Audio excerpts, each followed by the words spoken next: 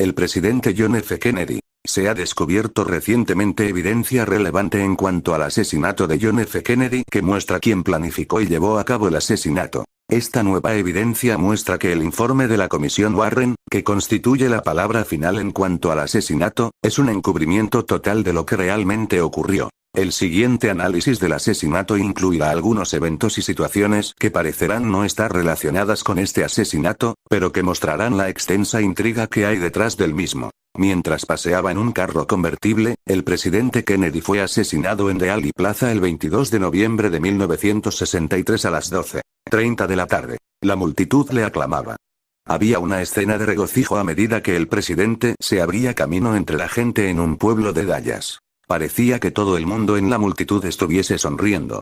Pero las balas comenzaron a sentirse y unos minutos más tarde el presidente John F. Kennedy yacía muerto en el Hospital Parkland Memorial. Este suceso ha inquietado a la gente por más de 4 décadas y es uno de los 10 misterios sin solución de los pasados 100 años. La Comisión Warren se creó para investigar el asesinato y ellos concluyeron que se trataba de un solo hombre, Lee Harvey Oswald lo había hecho. Se alegaba que Oswald le había disparado al presidente desde el edificio Dallas Book Depository por la parte de atrás de su auto. Pero existe evidencia contundente que desmiente los resultados del informe de la Comisión Warren y señala que hubo un encubrimiento masivo y una conspiración detrás del asesinato del presidente. 2 días después de la muerte del presidente Kennedy, Jack Ruby asesinó a Oswald. ¿Por qué? ¿Sería para evitar que hablase?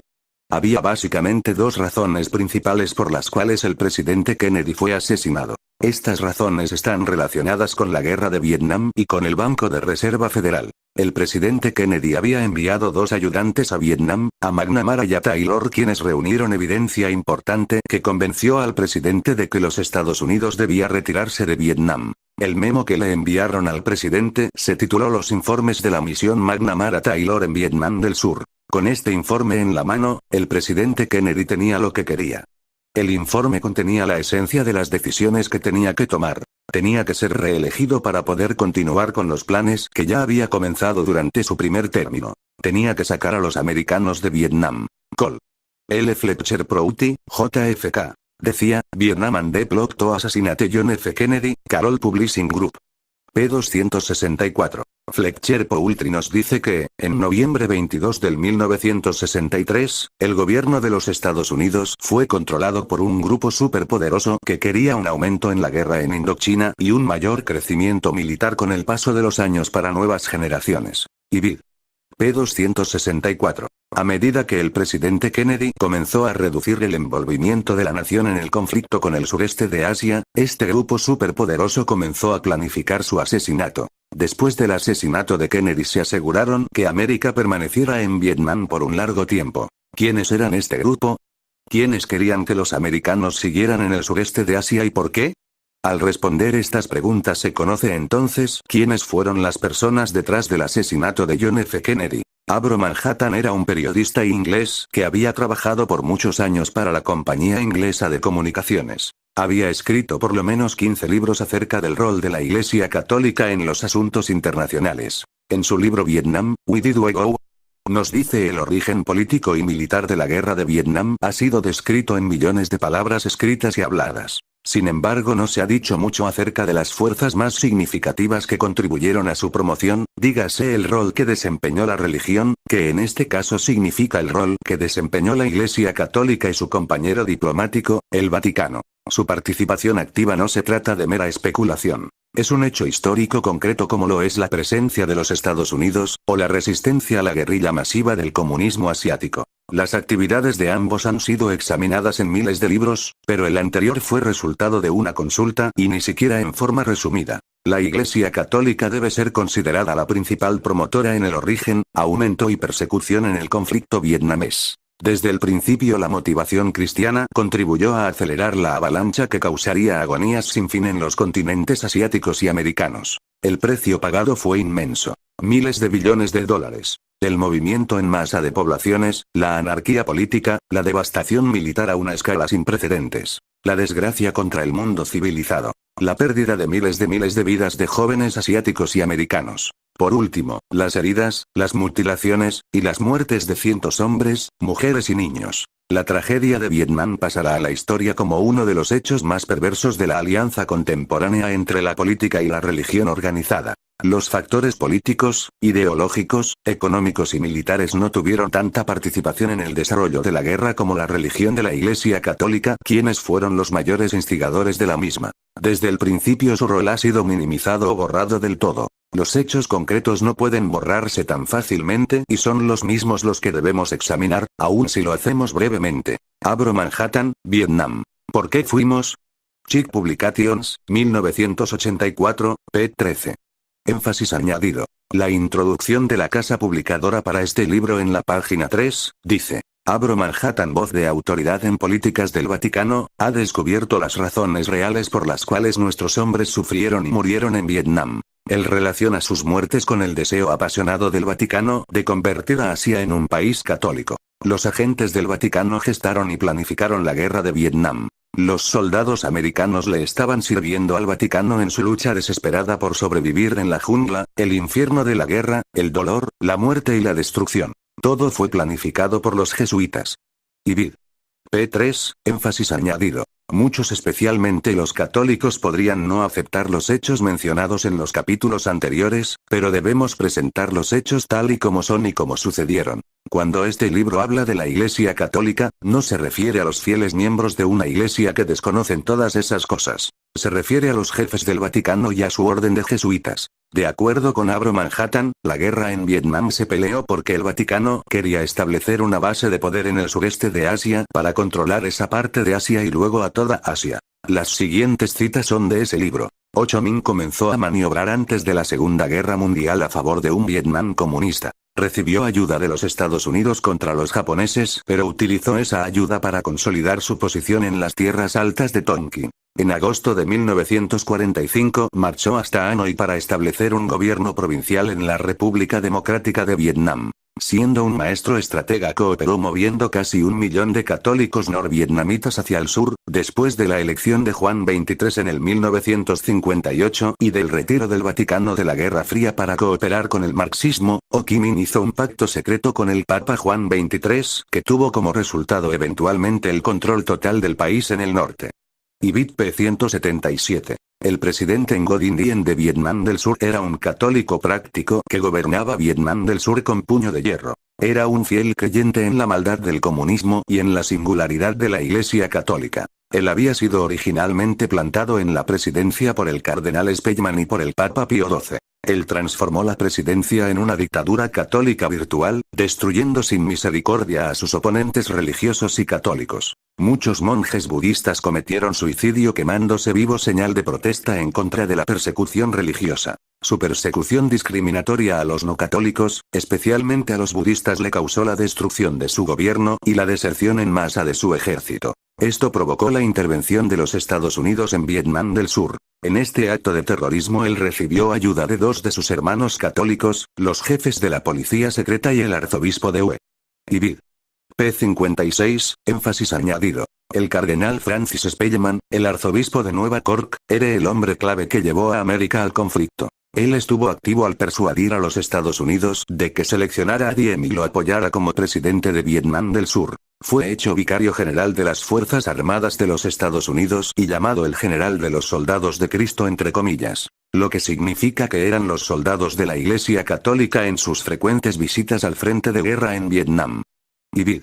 p. 71. El Vaticano jugó el papel de ambos lados contra sí misma en la guerra civil vietnamesa. Controlaron a Diem en el sur mientras advirtieron e hicieron tratos secretos con Ho Chi Minh en el norte. Sin embargo, al surgir la guerra el Vaticano podría triunfar y controlar a Vietnam. Los intentos de presidente Kennedy de detener el derramamiento de sangre provocó la ira incesante de los instigadores de la guerra, los jesuitas del Papa. El presidente Kennedy comenzó a reducir la participación de América en Vietnam poco antes de su muerte. Al día siguiente de su brutal asesinato, ocurrió lo siguiente. A las 8:30 de la mañana del sábado, el 23 de noviembre de 1963, la limusina que llevaba al director de la CIA, John M. Cone, llegó a los terrenos de la Casa Blanca. Había llegado allí para llevar a cabo un negocio antes de envolverse en todos los detalles que conllevaba una transición presidencial, la firma del Memorando de Seguridad Nacional 278, un documento clasificado que inmediatamente revertía la decisión de John F. Kennedy de reducir la guerra en Vietnam.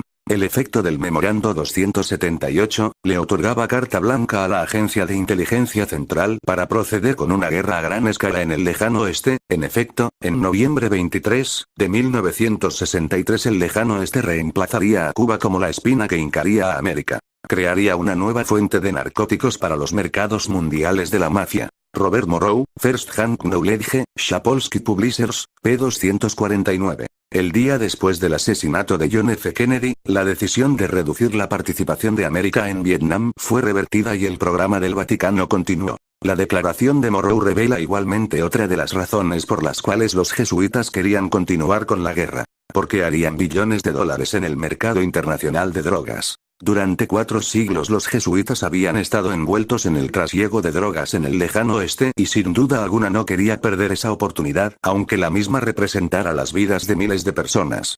Desde que la misión jesuita se estableció en Beijing en el 1601, la Sociedad de Jesús los jesuitas han tenido la llave del mercado del lejano oeste incluyendo el trasiego de drogas. Varios autores, Dope, Incorporated. Debut at Drove Kissinger Crazy, Executive Intelligence Review, p. 117. Énfasis añadido. Los jesuitas controlaban a los políticos de Washington que querían que la guerra de Vietnam continuara. Querían crear un poder católico en Asia del Sur. Querían mantener el control del mercado internacional de drogas que habían tenido por más de 400 años en el lejano oeste. Cuando el presidente Kennedy se interpuso en su camino, tenía que ser removido. Los jesuitas hicieron que se asesinara al presidente Kennedy. La segunda razón para el asesinato de Kennedy fue su intención de eliminar la Reserva Federal. El coronel James Gritz explica. Cuando Kennedy abogó por que se volviera a utilizar el oro como la moneda oficial y se desmantelara el sistema de Reserva Federal, él se refería a dinero que no tenía la marca de la Reserva Federal. Cuando se atrevió a ejercer su liderato y la autoridad que se le confería la Constitución de los Estados Unidos, Kennedy preparó su muerte segura. Le había llegado el momento de irse. Coronel James Gritz, Callecto Serve. Profiles in Conspiracy from John F. Kennedy to George Bush, Lazarus Publishing, pp. 511-512. El presidente Kennedy estaba intentando desmantelar el sistema de Reserva Federal, el cual se considera el Banco Central de los Estados Unidos, una creación de los jesuitas. La Constitución de los Estados Unidos le otorga al Congreso el poder de fabricar el dinero. Si el Congreso de los Estados Unidos fabricara su propio dinero como se determina en la Constitución, no tendría que pagar los cientos de millones de dólares de interés que paga ahora mismo cada año a los banqueros por la deuda nacional por un dinero que sale de la nada. Es por eso que Kennedy comenzó a fabricar el dinero del gobierno de los Estados Unidos para reemplazar los dineros de la Reserva Federal que se habían estado utilizando. Hemos visto en capítulos anteriores quién era responsable de la creación del Banco de Reserva Federal, y la operación inconstitucional de este banco que le roba el dinero a los ciudadanos americanos. Los jesuitas, si recuerdan del capítulo 2, trataron de asesinar al presidente Andrew Jackson por haber descontinuado el Banco Central. Desgraciadamente, tuvieron éxito al asesinar al presidente Kennedy por tratar de hacer lo mismo. Los jesuitas utilizaron las riquezas creadas por la Reserva Federal para financiar sus hechos criminales. John Kennedy provocó la ira mortal de los jesuitas por atreverse a actuar como el presidente y no como su marioneta. Pero usted dirá. Espere un momento.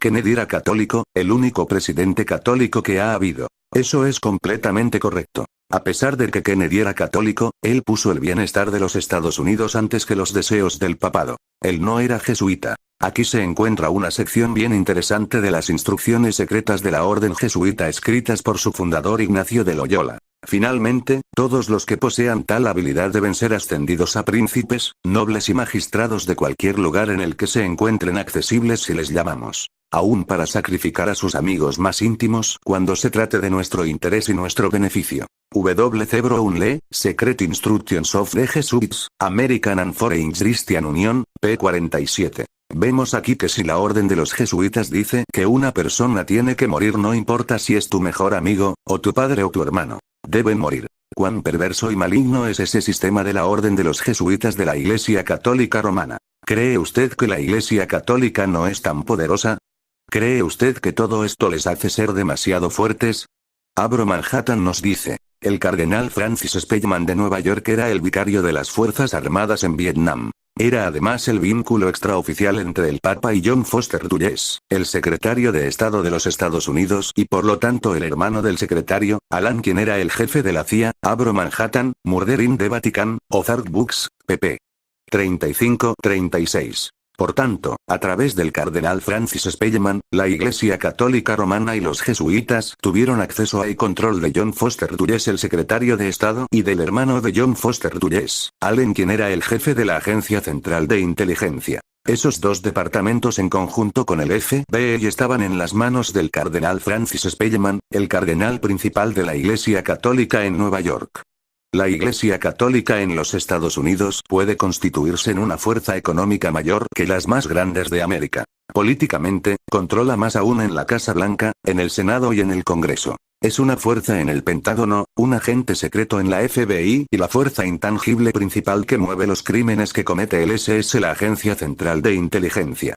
Ibid, p. 271. Ginny fue también testigo del asesinato de Kennedy. En su libro titulado JFK. The Last Dissenting Witness, ella dice que durante una conversación su amigo JB, quien era uno de los policías que se encontraban en el carro con John F. Kennedy, le dijo: Bien, Kennedy se encontraba dándoles la mano a todos aquellos que deseaban saludarle en el aeropuerto, cuando los agentes secretos de Johnson se acercaron al vehículo y nos dieron muchas instrucciones. La más rara de ella fue que la ruta que seguiríamos por la plaza de Ali había sido cambiada. ¿Cómo?, preguntó Ginny. El plan original era ir directamente por la carretera principal, dijo JB, pero ellos nos dijeron que nos olvidáramos de eso. Se nos dijo entonces que nos desviáramos en Houston para llegar a Elm. Jin se sorprendió. Si se hubiesen mantenido en la carretera principal, Kennedy podría haber estado fuera del alcance de la persona que le estaba disparando. Mi asesino detrás de la verja de madera definitivamente no hubiese tenido mucha oportunidad de herirlo desde allí. JB la miró de forma extraña. Quizás esa fue la razón por la cual cambiaron la ruta, él le dijo con firmeza. Pero eso no lo es todo, también nos ordenaron que nos formáramos a escolta de la manera más rara que yo he visto. Regularmente rodeamos el carro con 4 motocicletas, una a cada lado, pero esa vez nos dijeron a los 4 que estábamos asignados al carro del presidente, que no habría ninguna escolta al frente del vehículo. Teníamos que quedarnos atrás y no pasar las gomas traseras del carro bajo ninguna circunstancia. Yo nunca había escuchado de una formación de escolta como esa antes, pero ellos dijeron que querían dejar que la gente pudiese ver mejor al presidente, sin restricciones. Me imagino que alguien sin duda pudo verlo sin restricciones. Ginny, JFK The Last Dissenting Witness, Pelican Publishing, p. 113. De modo que la ruta de las motocicletas a través de Dallas fue cambiada. Y la razón que se ofreció para ello fue de que la gente tuviese una visión excelente del presidente de los Estados Unidos. Los asesinos jesuitas realmente tuvieron una visión excelente del presidente. Otras cosas peculiares ocurrieron también. Lyndon B. Johnson, el vicepresidente de los Estados Unidos, aparentemente tenía problemas. Continuando con la conversación de Ginny con su amigo en la motocicleta, ¿de qué hablas?, le preguntó Ginny inocentemente. No entiendo, mis amigos en las motocicletas dicen que él comenzó a bajarse en el carro por lo menos 30 o 40 segundos antes de los primeros disparos. Yo diría que eso resultaba ser un poco peculiar, ¿no cree? Oh, por favor, JB, dijo Ginny, pensando que debía ser una broma. No lo estaban diciendo en serio, ¿verdad? Por lo que yo sé, estaban hablando bien en serio, dijo JB. Uno de ellos le dijo a Maguire que él vio a Johnson bajarse aún antes de que el carro entrara a la calle Houston y no estaba riéndose cuando lo dijo. Bueno, posiblemente a Johnson se le cayó algo al piso del vehículo y se dobló a recogerlo. Podría haber una explicación simple para el asunto. Quizás sí, dijo JB. No reclamo el saber cuáles fueron sus razones, pero este hombre dijo que verdaderamente parecía como si él esperara que hubiese un tiroteo. Cuando lo escuché comencé a preguntarme muchas cosas más. Ibid. pp. 114-116. Lyndon Johnson actuó como si supiera que iba a haber un tiroteo, bajándose repetidamente antes de que comenzara el tiroteo. La ley de Texas prohíbe que la gente que muere en el estado de Texas sea removida sin que se le realice una autopsia. A los doctores que dirigían el Hospital Parkland Memorial en Dallas se les restringió con armas cuando el cuerpo de John F. Kennedy fue sacado del hospital sin habérsele realizado una autopsia. ¿Por qué? Había evidencia contundente de que había sido más de una bala la que había asesinado a John F. Kennedy. Había evidencia contundente de que el informe de que la comisión Warren no era sino mentiras. Los doctores hubiesen encontrado muchas balas, por lo que el hecho de que Lee Harvey Oswald había sido el único asesino se hubiese descartado. Fue por eso que no se permitió realizar la autopsia en Texas. Fue por esa razón que el cuerpo de Kennedy se envió a Washington D.C. en donde se le pudiese hacer una autopsia federal en la que se pudiese fabricar la evidencia para sustentar las mentiras de la comisión Warren. Había una conspiración dirigida por los jesuitas de asesinar al presidente Kennedy. Ellos no querían que se descubriera la evidencia, sin importarles cuántas personas tuviesen que ser asesinadas en el proceso. Si realmente se dispararon varias balas ese día en la plaza de Alley, se hubiese encontrado evidencia en el carro y se encontró. 3 días después del asesinato, Carl Renas, el jefe de la división de seguridad para la división de Airborne de la compañía Ford Motor, guiaba su limusina con helicópteros rodeándole desde Washington hasta Cincinnati. Al hacerlo notó que varios huecos de balas, el más evidente se encontraba en el molde cromado del cristal delantero, por lo que dijo que claramente se trataba de un golpe primario y no de un fragmento. Renas llevó la limusina a Essie Eisenhart en Cincinnati, en donde se reemplazó el molde cromado. El servicio secreto le dijo a Renas que se mantuviese callado. Charles Crenshaw, JFK. Conspiracy of Silence, Penguin Books USA, p. 106. Renas era el jefe de la división de seguridad para la división de Airborne de la compañía Ford Motor Co. ¿Quién era el jefe de esa división en el 1963? ¿Quién le ordenó a Renas a llevar a cabo la labor de su vida? Henry Ford II dice aún hoy día que la primera vez que recuerda haberse reunido con Lee Iacocca fue en noviembre de 1960, cuando le citó a su oficina para decirle que le iba a nombrar jefe de la división en Dearborn. Robert Lacey. Ford, The Man and the Machine.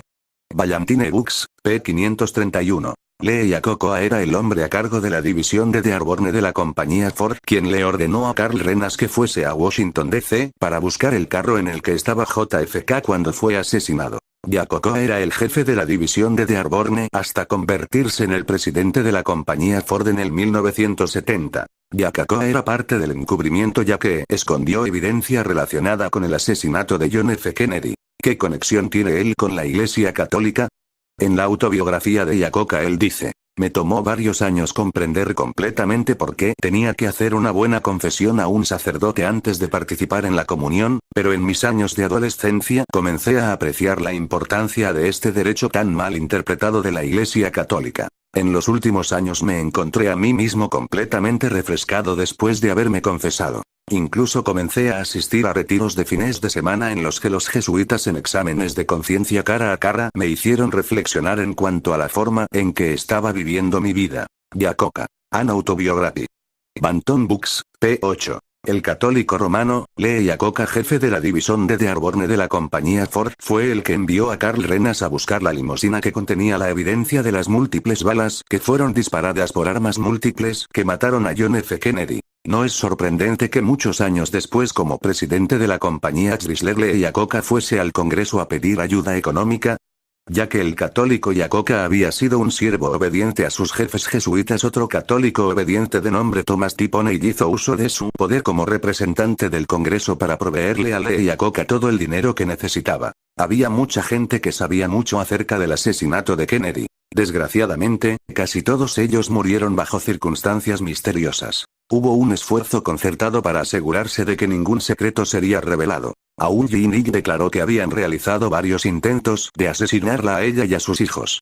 Jim Marrs, autor del libro Crossfire, The Plot to Kill Kennedy, escribió lo siguiente. En el período de 3 años después del asesinato del presidente Kennedy y de Lee Harvey Oswald, 18 testigos presenciales murieron, 6 por armas de fuego, 3 en accidentes de tránsito, 2 por suicidio, 1 porque se le cortó el cuello, 1 por un golpe de karate al cuello, 5 por causas naturales. Un matemático contratado por el periódico London Sunday Times en febrero de 1967 concluyó que las posibilidades de que el número de testigos envueltos en el asesinato de John F. Kennedy que murieron entre noviembre 22, 1963 y la fecha anteriormente mencionada fueron 100,000 trillones a 1. Durante el período de que estriba desde el 22 de noviembre de 1963 hasta agosto de 1993, sobre 115 testigos han muerto o han sido víctimas de muerte por circunstancias extrañas, suicidio o asesinato. Craig Roberts y John Armstrong, JFK.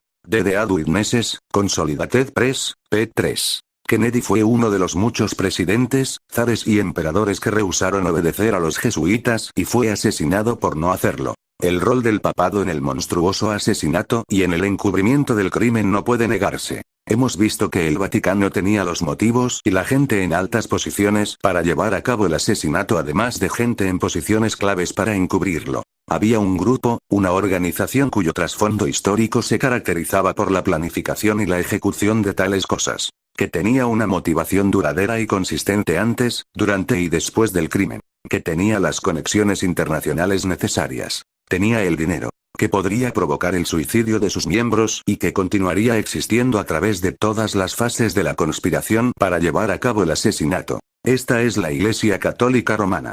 Emmett McLaughlin, An Inquiry into the Assassination of Abraham Lincoln, Lyle Stuart, Incorporated. 1963, p. 161. Winston Churchill, el famoso primer ministro inglés, dijo en una ocasión durante la Segunda Guerra Mundial: la mayoría de los hombres caen ocasionalmente debido a la verdad, pero se levantan y continúan como si nada hubiese pasado. Ahora entendemos los hechos alrededor de uno de los sucesos más controversiales en la historia de América. Si conociera usted la verdad, ¿seguiría adelante como si nada hubiese pasado o comenzaría a analizar la historia y los nuevos sucesos desde otra perspectiva?